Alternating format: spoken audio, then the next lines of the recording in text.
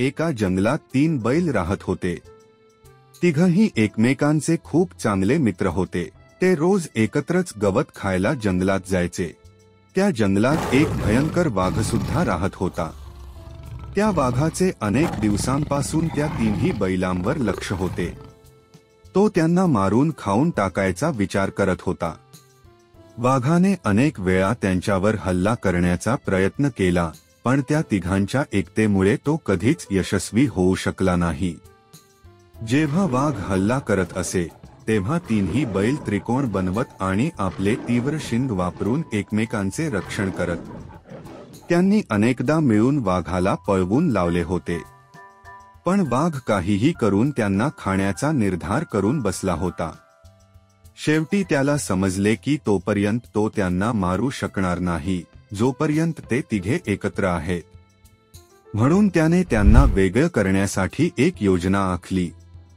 वाघाने जंगलात एक अफवा पसरवली की त्या तिघांपैकी एक बैल आपल्या मित्रांना फसवत आहे। मग काय, तिघांमध्ये संशय निर्माण झाला की कोण आपल्याला फसवत आहे।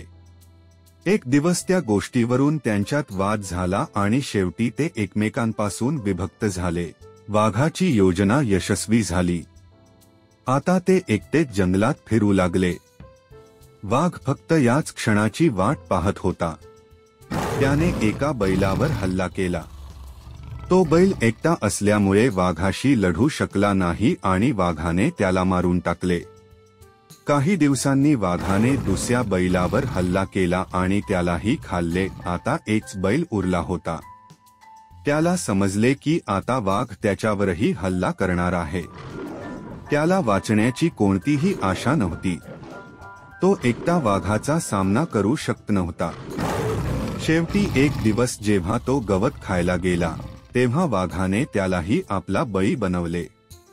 वाघाची युक्ती पूर्णपणे यशस्वी झाली आणि त्याने त्या तिघांची मैत्री तोडून त्यांना संपवले।